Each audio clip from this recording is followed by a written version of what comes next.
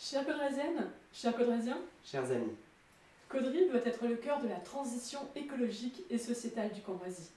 Mais la transition écologique, c'est quoi? Pour moi, c'est avant tout prendre soin de l'humain, c'est le nourrir correctement, c'est lui donner à respirer un air pur, à boire une eau pure, c'est le protéger à la fois du froid et des fortes chaleurs, c'est lui permettre de se déplacer à moindre coût et sans polluer.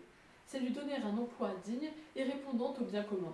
C'est renouveler nos façons de consommer, de produire, de travailler, de vivre ensemble pour répondre aux grands enjeux environnementaux, ceux du changement climatique et de l'emploi. La transition écologique concerne tout le monde, jeunes et anciens. C'est un choix de société. oui, car la transition écologique ne se résume pas à planter 2 arbres, alors qu'on en a abattu des dizaines sous de faux prétextes, ou à récolter des mégots dans des pots en ferraille, qui pour certains servent de poubelle au tout venant, et prennent la pluie.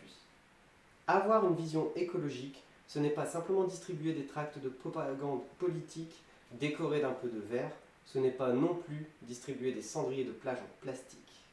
Comment peut-on croire les promesses d'une ville écologique lorsque tout au long de son mandat, l'on a sacrifié des terres agricoles pour agrandir une zone commerciale ou construire des logements, alors que la ville regorge de maisons et d'appartements vides à rénover? Je me suis toujours opposée en conseil municipal à cela. Nous devons être plus sobres dans nos consommations de terre. Comment peut-on croire les promesses d'une ville écologique quand les salles de sport ou de convivialité de la commune sont peu ou mal isolées? Alors qu'on pourrait isoler et équiper ces passoires thermiques avec des panneaux solaires pour alimenter les bâtiments. Il nous faut adopter une vision globale et écologique sur le long terme. Car c'est un tout. Manger mieux, c'est être en meilleure santé et lutter contre l'obésité et le diabète. Vivre dans une ville avec beaucoup de végétation, c'est réduire de plusieurs degrés la chaleur ressentie. Redonner de la nature dans les cours d'école, c'est travailler sur la pédagogie. Pour cela, il doit s'agir d'un engagement collectif des habitants et de la municipalité. Nous construirons des jardins partagés dans chaque quartier coordonnés par la mairie. Ce seront des endroits où les habitants pourront cultiver et produire leurs propres denrées.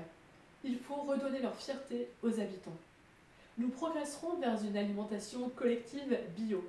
Nous porterons donc un projet alimentaire local fait de circuits courts, de jardins partagés et de lutte contre le gaspillage alimentaire.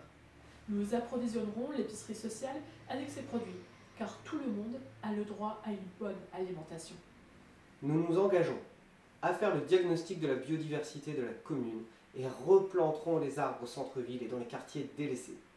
Nous vous proposerons de végétaliser vos rues grâce à un permis de planter et créerons les conditions pour le retour de la biodiversité, comme les insectes, hérissons, les oiseaux dans nos squares et dans nos jardins publics. Nous travaillerons à mieux isoler les bâtiments communaux et y inclure l'utilisation des énergies renouvelables, comme les panneaux solaires, pour répondre en partie aux besoins énergétiques du bâtiment. Et nous formerons les employés municipaux à ces nouvelles pratiques. En matière de mobilité, nous créerons un espace de télétravail dans la commune pour limiter les déplacements vers les grandes villes. Nous créerons aussi une zone de covoiturage gratuite.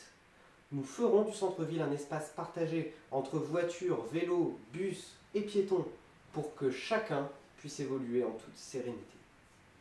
Nous avons conscience des difficultés à circuler pour les personnes à mobilité réduite, les parents avec des poussettes ou encore les personnes âgées.